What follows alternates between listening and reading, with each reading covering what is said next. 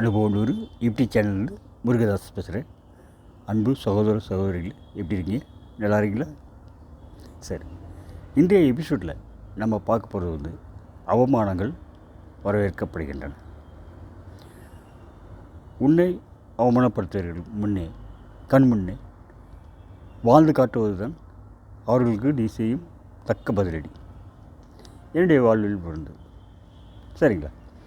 சரி, நிகழ்ச்சி போங்களா? அதுக்கு சென்ற சில எபிசோட்லேயே நான் பதிவு பண்ணியிருக்கேன். நான் பூஜை செஞ்சு பிறந்த குழந்தை. என்னுடைய மூத்த உடன்பிறப்புகளில் 7 பிறப்புகளில் 5 பேர் இறந்துட்டாங்க. பிறந்து இறந்துட்டாங்க. ஸோ மிஞ்சினது 2 பேர். அந்த 2 பேர்த்தாவது ஆயுளோட காப்பாற்றணுமே, முழு ஆயுளோட காப்பாற்றணுங்கிறத தாடிக்கொம்பு சௌந்தர பெருமாள் கோவிலுக்கு போய் யாகம் பண்ணி ஹோமம் வளர்த்து யாகம் பண்ணி பூஜை பண்ணி அதுக்கு பின்னாடி நான் பிறந்திருக்கேன். எங்கள் அம்மா என்னை சுமந்து போகுது. எல்லாருமே தாங்குன்னு தாங்கியிருக்காங்க. அதே மாதிரி குழந்தை 8வது நான் ஆண் குழந்தைய சிவப்பாக அழகாக கொள்கொள்னு பிறந்ததுன்னு எல்லாத்துக்கும் சந்தோஷம். 2 தாத்தா பாட்டி 2 பேர் பக்கமும் சந்தோஷம். சரி, அந்த என்னால் உண்டான சந்தோஷம், என்மேல் உண்டான பிரியமும் ஒரு 11 நாள் தான் நீடிச்சு. அப்புறம் அந்த 11 நாட்கள் அப்போது பேர் சுட்டும் விழா இருக்கு இல்லையா, நாமகரணம் பண்ணுவாங்க. அன்றைக்கி அந்த புரோகிதர் சொன்ன வார்த்தை அவங்க மனசை மாற்றிச்சு. அது 3 வருஷம் முடிய இந்த குழந்தைக்கு 3 வருஷம் இருக்க முடிய எல்லா செல்வம் போய் வறுமை நிலைக்கு தள்ளப்படுவீங்க. அப்புறம் 25 வருஷம் ரொம்ப பாடுபடுவீங்க அப்படின்ட்டு சொன்னாங்க. அதான் ஆக்சுவலாக படித்தோன்னே எல்லா உருவமே என்னை வெறுப்போட பார்க்க ஆரம்பித்தாங்க. என்னை எங்கள் அம்மாவுடைய அப்பா, அது தாத்தா, அவருக்கு என் மேலே ஆரம்பத்துலேயே வெறுப்பு. செல்லமாக வளர்த்த மகள் வாழ்க்கை இந்த குழந்தை நாளில் பழப்பயிற்சி. அதுக்கு ஏற்ற மாதிரி எனக்கு மந்த புத்தி வேறு. ஸோ எல்லாம் சேர்ந்து என் வெறுப்பவே பார்த்துருக்கேன். அந்த தாத்தாங்கிற ஒரு பாசத்தோடு பார்ப்பேன். அப்புறம் அவர் இருப்பதற்கு ஒரு 2-3 வருஷம் முன்னாடி, எனக்கு அப்போது 23 வருஷம். அப்போது ஒரு சமயம் அவருக்கு சமையல் செய்து போட்டேன். அந்த காய்கறி வாங்குகிற நிறுத்தி, காய்கறி கழுவி நறுக்கிற நிறுத்தி, அதேமாதிரி சமையல் பண்ணுற சாதம் பண்ணி பரிமாறுற நிறுத்தி, அதெல்லாம் பார்த்து தான் அப்புறம் மனம் மாறுறது. ஒரு 2 வருஷம் என் மேலே கொஞ்சம் வெறுப்பை கண்டு பாசத்தை காட்டுறது. அது அவர் இருக்கும்போது 85 வயசு இருக்கும். சரி, அடுத்து பார்த்திங்கன்னா எங்கள் அப்பாவை பெற்ற அம்மா பாட்டி, அவங்களும் ஆரம்பத்துலேயே வேறுபாங்க. என்னுடைய மகனுடைய வாழ்க்கை இந்த குழந்தையில போயிடுச்சு அப்படின்ட்டு, அவன் கஷ்டப்படுறதே இந்த குழந்தைனால தான் அப்படிங்கிற அந்த வெறுப்பு இருந்துச்சு. அவங்க கடைசியில் இருக்கிறப்போ ஒரு வருஷம் முன்னாடி தான் ரியலைஸ் பண்ணாங்க. சரி, இந்த குழந்தை இப்போ தன்னை சுயமுயற்சியில் படித்து நல்ல சம்பாத்தியம் நல்ல பொறுப்பாக இருக்கான் அப்படின்னு உணர்ந்த பிறகு தான் அவங்க என் அந்த வெறுப்பை காட்டிட்டு வெறுப்பை காட்டுற நிப்பாட்டினாங்க. அப்போ கூட ரொம்ப பரிவெல்லாம் இல்லை, பாசம்லாம் இல்லை. இது எங்கள் மூத்த சகோதரங்களுக்கு இருந்துச்சு. இந்த தம்பி பிறந்த பிறகு தான் எங்களுக்கு கஷ்டமாக இருந்துச்சு அப்படிங்கிற ஒரு வெறுப்பு இருந்துச்சு. எங்கள் அப்பா அம்மாக்கிட்டேயும் இருந்துச்சு அந்த வெறுப்பு. உதாரணமாக அந்த காலத்தில் கம்யூனிகேஷன்ஸ்லாம் பார்த்திங்கன்னா லெட்டர் மூலமாக எழுதுவாங்க, எழுத்தில் எழுதுவாங்க. எங்கள் அண்ணன்கள்லாம் லெட்டர் எழுதுவார்.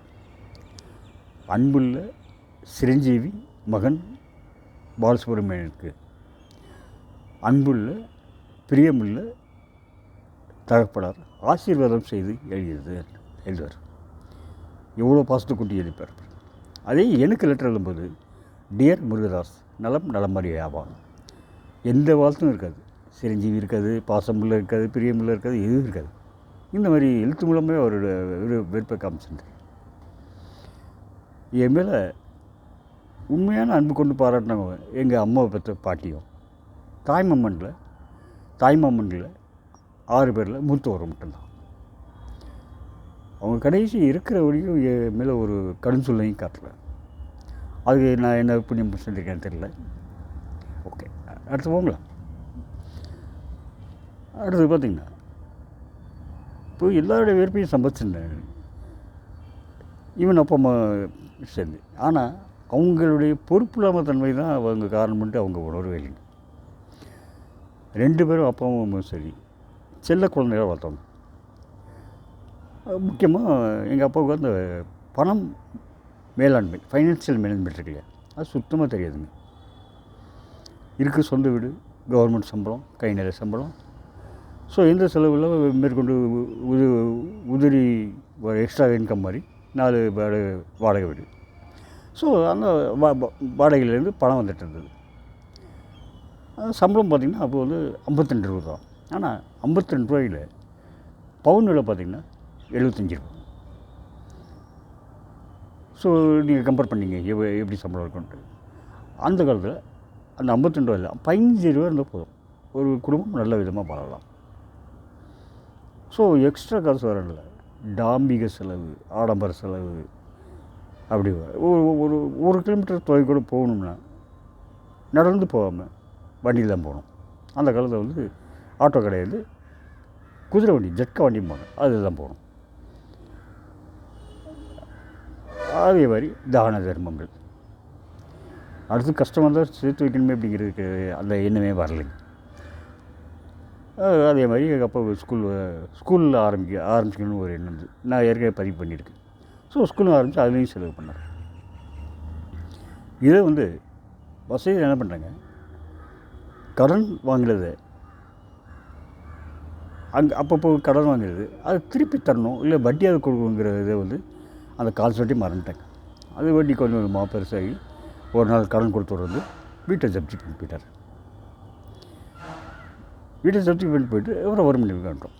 ரொம்ப கஷ்டம். சரி, கஷ்ட வீட்டில் வந்தாச்சு அப்படின்ட்டு எனக்கு சிக்கனமாக இருக்கணும் முடியாது கிடையாது. அதுக்கு மேற்கொண்டு 3 குழந்தைங்க, அந்த வறுமையிலையும் 3 குழந்தைங்க மேற்கொண்டு. ஏற்கனவே ஆஸ்திக்கு 1ன்னு 2 குழந்தைங்க, ஆண் குழந்தை, பெண் குழந்தைகள் மேற்கொண்டு அவங்க ஆயுளுக்கு நீடிக்கன்ட்டு பூஜை பண்ணி பிறந்த குழந்தை. இதுக்கு மேற்கொண்டு 3 குழந்தைங்க இருக்குது, பெற்றுக்கிட்டாங்க, வறுமையில் பெற்றுக்கிட்டாங்க. சரி, இதெல்லாம் பண்ணிவிட்டு இந்த குழந்தை தான் சார் ஒரு சிறுபிள்ளை திறமை நினச்சேன். என்ன பண்ணுறது, என்னுடைய பிறப்பில் எந்த இழிப்பிரிவும் கிடையாது. சரி, இதில் என்னென்னா எங்கள் அப்பா வந்து நாக்கை கட்டுப்படுத்த தெரியுது. அது வார்த்தைகளும் சரி, சாப்பிட்ற உணவுகளும் சரி. வறுமை வந்த பிறகு கூட சுவையாக சாப்பிடணும்னு நினைப்பார். அவர்கிட்ட வேறு எந்த கெட்ட பழம் கிடையாது. ஒரு டாஸ்மாக் போகிற வழக்கமோ இதோ சீட்டாடுறதோ அந்த மாதிரி எந்த கெட்ட பழம் கிடையாது.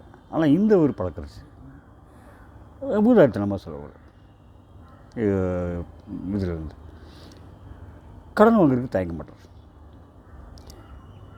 வறுமையில் உச்சத்தில் இருக்கும்போது கரெக்டாக எங்கள் அண்ணன் வந்து சென்னைக்கு அனுப்பி ஹாஸ்டல் தங்கி படிக்க வச்சார். எங்கேயோ வறுமையில் இருக்கும்போது ரிசர்ச் முடிச்ச பிறகு ஏதோ ஒரு வேலைக்கு அனுப்பியிருக்கலாம். அனுப்பினோம்னா அவர் பண்ணுற செலவு வந்து கம்மியாகும். இன்னொன்று வந்து அவர் வந்து சம்பாதிச்சும் கொடுத்துருப்பார். ஸோ எங்களுக்கு வந்து இவ்வளோ வறுமை இருக்காது. அதில் ஒரு வீரப்பு எப்படி படிக்க வைக்கணும் அப்படின்ட்டு. ஸோ அந்த அவங்க பண்ண அந்த தப்பெல்லாம் வந்து அந்த பலன் வந்து நான் கஷ்டத்தை வந்து நான் தான் அனுபவிச்சேன். என்னென்ன காலையில் வந்து ஹோட்டலேருந்து டிஃபன் வாங்கிட்டு வருவாங்க வீட்டுக்கு. அதுவும் எப்படின்னா லோனில் டெய்லி போய் வாங்கிட்டு வந்தது, மோசமான கிளியர் பண்ணுறது, சம்பளம் வந்து கொடுத்துருது, அந்த மாதிரி பண்ணுவோம். ஸோ டெய்லி காலையில் போய் 7:30 மணிக்கு அங்கே ஹோட்டலில் போனோமே கரெக்டாக எனக்கு காது படவே சொல்லுவாங்க, வந்துட்டான்டா கடன்காரன் அப்படின்னு. உட்காந்து எல்லாம் வெயிட் பண்ணி அவங்களெல்லாம் ஒரு பிஸ்னஸ் ஆன பிறகு எனக்கு கட்டி வைப்பாங்க. வீட்டுக்கு வந்து எல்லோரும் சாப்பிடுவோம்.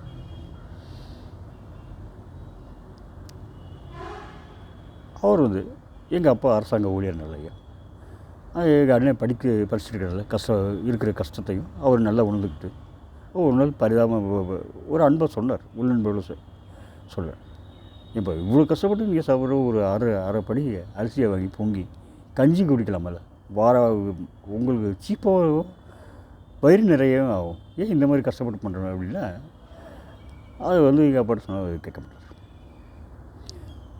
ஸோ ஹோட்டலில் சாப்பிட்ற டிஃபன் வந்து காலையில் 11 மணிக்கு எல்லாமே பசிக்க ஆரம்பிக்கும்.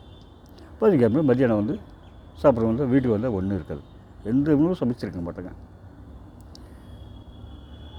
கஷ்டமாக தான் இருக்கும்.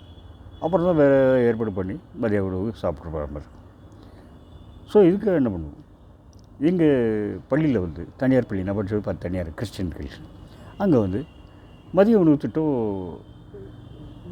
கவர்மெண்ட் ஸ்கூலில் தான் இருக்கும். அதனால் அவங்க வந்து அங்கே வந்து ஒரு போர்டிங் சிஸ்டம் ஆரம்பித்து ஏழை மாணவர்களுக்கு மதிய உணவு இலவசமாக கொடுக்கணுங்க ஒரு சிஸ்டம்ஸ். சரிங்க, அது செய்கிறதுக்கு நான் அந்த இன்சார்ஜை போய் பார்த்தேன். பார்த்து அவர் கேட்டார், என்ன உங்கள் அப்பா என்ன பண்ணுறாருன்ட்டு. கவர்மெண்ட் ஸ்கூலில் ஹெட் மாஸ்டர் இருக்காருன்ட்டு. பின்ன என்னப்பா உனக்கு என்னப்பா கஷ்டம், இங்கே வந்து ஏழைகள்லாம் படிக்கிறாங்க, ஏழைகள் குழந்தைகளுக்கு நாங்கள் மதிய உணவு தரோம், உனக்கெல்லாம் கிடைக்காதுப்பா அப்படின்ட்டு திருப்பி அனுப்பிட்டார். வீட்டில் உள்ள கஷ்டத்தையும் அவங்க புரிஞ்சிக்கலாம், அதுவும் கிடைக்காது. அப்புறம் வந்து எங்கள் அப்பா ஸ்கூலுக்கு போய் அங்கே மதிய உணவு கொடுப்பாங்க இல்லையா, அவர் வந்து ஆயாமட்ட சொல்லி ஒரு பிளேட் எனக்கு சாப்பிட கொடுத்துருங்க, சாம்பிள் பார்க்கணும் அப்படின்ட்டு கேட்டு வாங்கி அந்த இது எனக்கு சாப்பிட கொடுப்பார். அந்த மதிய உணவு கஞ்சி கூட அவர் சாப்பிட பிடிக்காது அவருக்கு. அந்த கோதுமை கஞ்சிலாம் கோதுமை உப்புமா பண்ணுவாங்க, அது பிடிக்காது. அவர் வந்து ஹோட்டலில் பக்கத்தில் வந்து நீட்டாக சாப்பாடு வந்துடும், கடனுக்கு சாப்பிட்டு தான் அவங்க. ஸோ அதுதான் எனக்கு மதிய உணவு. ஸோ வந்து குடும்பத்தில் ஏதோ பார்ட் டைம் ஜாப் போய் சம்பாதிச்சு கொடுத்தா ஓரளவு செய்யாகட்டு எங்கள் அப்பாட்ட கேட்டது, எங்கள் அப்பா முடியாது வேண்டாம் அப்படின்ட்டார், போக வேண்டாம் அப்படின்ட்டார். சரி, அப்பாவுக்கு தெரியாமல் நெசவு தொழில் கற்றுக்கு, எங்கள் குடும்பத்தொழில் நெசவு தொழில், அதுக்கப்புறம் கற்றுக்கலாம் அப்படின்ட்டு எப்பயுமே கற்றுக்கிறவங்களுக்கு என்ன பண்ணுவாங்க, இந்த சேலையில் புட்டை வரும் இல்லையா, பட்டு சேலையில் புட்டை வரும் இல்லையா, அந்த எடுக்கிறது தான், அந்த நூலை ஜரிய நூலை கோத்துறது தான் முதல் வேலை. அப்புறம் தான் கொஞ்சம் படிப்படியாக நெசவு தொழில் சொல்லிட்டுருக்கோம். சரின்ட்டு எங்கள் பாட்டி வீட்லேயே நெசவு நிறைய இருந்துச்சு, 10-15 நெசவு இருந்துச்சு, 10 நெசவாளர்கள் இருந்தாங்க. அங்கே போய் கற்றுக்கிட்ட ஆரம்பித்தேன். அப்போது என்னுடைய கைகள்லாம் பார்த்திங்கன்னா ஊட்டச்சத்து குறையினால சொரன்னு இருக்கும். அந்த ஜரிகை கண்டை வந்து உள்ளார விட்டு எடுக்கும், நூல்களிலேயே விட்டு எடுக்கும்போது ஒரு 10 நூல் அந்த போகும். அந்த நெசவாளர் வந்து திரும்பி அந்த 10 நூலையும் முடிச்சு போட்டு அந்த நூலெல்லாம் நேர்கட்டி வாங்குவார். அந்த இடத்துல ஒரு சின்ன டேமேஜ் வந்துடும், உற்பத்தி பாதிக்கும். இதனால் என்ன பண்ணுவாங்க, நெசவாளர், ஐயா தயவுசெய்து இந்த பையனை வந்து எங்கள் வீட்டில் விடாதீங்க அப்படின்னு எல்லோரும் ஒழுமுத்த கருத்தை சொல்லுவாங்க. அதை பார்த்தா எங்கள் தாய்மாமனும் தலையில் கொட்டி, நீ போ, நெசவு தொழிலுக்கு நீ நாயகில் போடா அப்படின்ட்டு அனுப்பிட்டார். அப்புறம் நான் போய் கஷ்டப்பட்டு மும்பையில் கஷ்டப்பட்டு அதெல்லாம் தெரியும் உங்களுக்கு, கஷ்டப்பட்டு அவர் முன்னாடியே வந்து நெசவு தொழில் வீவிங்க்கு நான் லாயக்கில்லைன்னு சொன்ன அவருக்கு முன்னாடியே வீவிங் மேனேஜர் ஜென்ரல் மேனேஜராகி நின்னது, அது ஒரு வேறு விஷயம். சரிங்களா. அப்புறம் பிறகு பார்த்திங்கன்னா இங்கே மும்பையில் வேலை பார்த்து தமிழகத்தில் வந்தேன், ஒரு மில்லில் வேலை பார்க்க வந்தேன். எனக்கு இன்டர்வியூ எடுத்து செலக்ட் பண்ண ஜிஎம் வந்து பார்த்திங்கன்னா ஒரு லெஜண்டுக்கு, அவர்கிட்ட டெக்னிக்கலாக ஒரு 5 நிமிஷம் பதில் சொல்கிறது கஷ்டம், அந்த அளவுக்கு டெக்னிக்கலாக ஸ்ட்ராங்காக இருந்தார். அவர் வந்து என்னை வந்து 50 நிமிஷம் இன்டர்வியூ பண்ணி எடுத்தார். இவன் ஒத்து தானே அப்படின்னு சொல்லி எடுத்தாருங்க. எடுத்து நல்ல சம்பளம், அந்த நான் வாங்குகிற சம்பளம் கம்மியாக இருந்தால் கூட மும்பையில் வாங்குகிற சம்பளம் தமிழ்நாட்டை பொறுத்தளவுக்கு அதிகபட்ச சம்பளம் கொடுத்து எடுத்தார். என்னை செலக்ட் பண்ண அவரே சில சமயம் என்னை வந்து இன்சல்ட் பண்ணுற மாதிரி இருந்துச்சு. என்னென்ன, நான் 25 வயசுல தான் டிப்ளமா முடித்தேன். அது வந்து அந்த ரிலேஷன் அந்த மாதிரி தான், 25 வயசு தான் டிப்ளமா தருவாங்க. ஆனால் அதே ஒரு காரணம் காட்டி எத்தனை வயசில் டிப்ளமா முடித்தேன் அப்படின்ட்டு கேட்குறது, நான் பதில் சொல்ல கூட பக்கத்தில் இருக்கவங்க சிரிப்பாங்க. அந்த மாதிரி பண்ணிட்டேன் 2-3 தடவை அந்த மாதிரி பண்ணிட்டு அவமானப்படுத்து. அப்புறம் 3ஆவது தடவை ஓப்பனாக சேலஞ்ச் பண்ணுறேன், நீங்கள் ஒரு டெக்னிக்கலாக கொஸ்டின் பேப்பர் செட் பண்ணுங்கள், உங்கள்கிட்ட கீழே வர எல்லா சூப்பரும் என்னை சேர்த்து ஒரு டெஸ்ட் வைங்க, அதில் நான் பாஸ் மார்க் எடுக்கலைன்னா நான் வேலையை விட்டு போயிடுறேன் அப்படின்னு ஸ்ட்ராங்காக சொல்லிட்டு நான் சொன்னமே ஒரு ரிலீஸ் பண்ணுறாரு. சரி, இந்த பையன் பண்ணக்கூடிய பையன் தான் அப்படின்ட்டு வேறு போயிட்டார். அப்புறம் அந்த பையன் அந்த மாதிரி பேச்சே வரல. சரி, அப்புறம் ஒரு 5 வருஷம் கழிச்சு ஒரு நாள் வந்து கோவத்தில் அவர் வந்து பேசாமல் ரிசைன் பண்ணி போ அப்படின்ட்டு சொல்லுவார். உடனே நான் பேப்பரில் ரிசைனேஷன் பேப்பர் வச்சுருந்தேன், எடுத்து கொடுத்துட்டேன். சார், ரொம்ப நாள் ரிசைன் பண்ணிட்டு காத்துக்கிட்டு இருக்கேன், டைம் கிடைக்கல, நல்ல வேலை இப்போ சொன்னீங்க அப்படின்ட்டு அவருக்கு கொடுத்தேன். அவருக்கு திடீர்னு ஆச்சு, அவர் எதிர்பார்க்கவே இல்லை. உடனே வந்து அந்த பேப்பரை அக்செப்ட் பண்ணாமல் உடனே உட்கார வச்சு காஃபி டிஃபனில் வாங்கி கொடுத்து, எப்பயும் அவர் பண்ணுறார், அவர் முன்னாடி யாரையும் உட்கார முடியாது, உட்கார வச்சு 6.5 மணி நேரமாக அவர் பேசுகிறார். எல்லாத்தையும் அனுப்பி விட்டு பேசுகிறார். இல்லைப்பா, நீ நல்லா வேலை பார்க்குற, கோபத்தில் தான் சொன்னதெல்லாம் நீ ஞாபகம் வச்சுக்கிடாது அப்படின்ட்டு. அப்புறம் என்ன கன்வின்ஸ் பண்ணாலும் நான் நிற்கலை. சரி அப்படின்ட்டு நீ எம்டியை பார்த்து கொடுத்துரு, ரெசிக்னேஷன் கொடுத்துரு. ஏன்னா எம்டி கன்வின்ஸ் பண்ணலாம் நான் இருந்துருவேன் அப்படிங்கிற ஒரு நம்பிக்கை. அவர் என்னை இழுக்கிறதுக்கு விருப்பம் இல்லை. எம்டிகிட்டையும் நான் சொல்லிட்டேன், இல்லை சார், நான் பணத்துக்காக எதுவும் ஆசைப்பட்டு போகல, ஹெல்த் ரீசன் தான் போகிறேன், குழந்தைக்கும் உடம்பு சரியில்லை, எனக்கு உடம்பு சரியில்லை, ஹெல்த் ரீசனாக போகிறேன் அப்படின்னு சொன்னேன். அவரும் அக்செப்ட் பண்ணிட்டார். ஸோ என்னென்ன ஆவணப்படுத்தும்போது உங்களை வீசி நோக்கிற கல்லை வந்து எல்லாம் சேகரித்து வைங்க, ஒரு கற்கோட்டையை கட்டிக்கலாம். சரி, அதே மாதிரி இன்னொருத்தர் வந்து ஒரு பிட அரசியல் பண்ணுறாரு. என்ன, அவர் என்னால் நிறைய பொருளாதார உதவி பண்ணிக்கிட்டார், ஆனால் ஊதாரி தான். மனைவி கொண்டு வந்த நகையெல்லாம் விற்று சரக்கு அடிச்சு இது பண்ணுவார். என்கிட்ட நிறைய உதவி கேட்பார், அப்பப்போ கொடுப்பேன். முடிஞ்ச அளவுக்கு அவர் மேலே நிறைய மரியாதை இருந்தால கொடுத்துட்டு உதவிட்டு இருந்தேன். ஒரு அளவுக்கு மேலே போயிடுச்சு. அப்புறம் வந்து என்கிட்ட பண உதவி எதுவும் கேட்காது அப்படின்னு அதை மனசில் வச்சுட்டு ஒரு நெருங்கியவரோட இருக்கும்போது அந்த பிட ஹாலில் இருக்கும்போது வந்து வெளியே வந்து என்னையை வந்து கெஸ்ட்டாக ஒரு 100 பேர் கூட்டியிருப்பாங்க, பெரிய கூட்டம், தண்ணி அடிச்சு வந்து சத்தம் பண்ணுறாங்க. அப்போ யாரும் வந்து எனக்கு சப்போர்ட்டாக வரல, அவர்கிட்டே சண்டை போடுது. ஏன்னா அவர் தண்ணி குடிச்சிருக்கேன்னு எல்லாத்துக்கும் தெரியும். இன்னொன்று அவர் ஊதாரித்தனம் பண்ணுறதுல எல்லாத்துக்கும் கொடுத்து ஒரு ஜால்ரா கோஷ்டியாக அவர் செஞ்சார். அதனால் எதுவும் பண்ணல. நான் ஒன்றும் இல்லை, பேசாமல் இருந்துட்டேன். அவர் வந்து 1 மணி நேரம் கத்தி பார்த்து எதுவும் என்கிட்ட இருந்து ரியாக்ஷன் வரதுனால கம்முன்னு போயிட்டார். ஆனால் இப்போ பார்த்தீங்கன்னா அந்த ஊதாரித்தனத்தால் அவரோட அந்த ஜால்ரா போட்ட கோஷ்டிலாம் என்கிட்ட வந்தாங்க, அந்த உறவினர்லாம் வர்றாங்க. இன்னும் சில பேர் வந்து எப்படா நான் உருவு கொண்டாடுவேன்ட்டு காத்துக்கிட்டு இருக்கேங்க. அவர் வந்து தன்னந்தனியாக யாரு இதுவும் இல்லாமல், அன்பு அரவணைப்பும் இல்லாமல் நடைப்பணமாக வாழ்ந்துட்டுருக்கார். சரி, அப்புறம் லேட்டஸ்ட்டாக இன்னொருத்தர் ஒரு நெருங்கிய பொருள், அவங்களுக்கு வந்து ஒரு கவர்மெண்ட் வேலை கிடைக்கிற மாதிரி இருந்துச்சு. அந்த கவர்மெண்ட் வேலையில் ஒரு 75% வந்து நான் வந்து ஒரு 7 வட்டிக்கு வாங்கி அனுப்பியிருந்தேன். எங்கள் அப்பாவும் உதவி பண்ணப்பா அப்படின்ட்டார். சரின்ட்டு மீதி 25% சின்ன அமௌண்ட் தானே, அந்த அமௌண்ட்டை போட்டு அவங்க எப்படியா அரசு வேலை வாங்கிடலாம் அப்படிங்கிறதுக்காக நான் வாங்கி அனுப்பினேன். ஆனால் அது எதிர்பார்க்காத பலன் நான் அனுப்பினல. அது அவங்க அப்பா அம்மா என்ன பண்ணாங்க, எல்லாத்தையும் வாங்கி செலவு பண்ணிட்டாங்க. செலவு பண்ணிட்டு அந்த வேலையை வாங்கலை, விட்டுருங்க. அப்புறம் ஒரு சில வருஷம் கழிச்சு திரும்பி அதே வேலைக்கு இன்னும் கொஞ்சம் அதிக அமௌண்ட்டில் வந்தாங்க, ஆஃபர் வந்துச்சு. அப்போ வந்து திரும்பி என்கிட்ட வந்தாங்க. அப்போ வந்து நான் சொல்லிச்சேன், ஏன்பா ஒரு தடவை தான் நான் உதவி பண்ண முடியும், யாருமே ஒரு மாதிரி தான் உதவி பண்ண முடியும், 2 தடவைலாம் உதவி பண்ண முடியாது. ஸோ ஓட்டப்படலைன்னா வேறு யார்கிட்ட வாங்கிக்கூடாது அப்படின்ட்டு அந்த மாதிரி சொன்னேன். இது சரியான பேச்சு இல்லை அப்படின்ட்டு கட் பண்ணிவிட்டேன். அதெல்லாம் மனசு விட்டு சொன்னாங்க.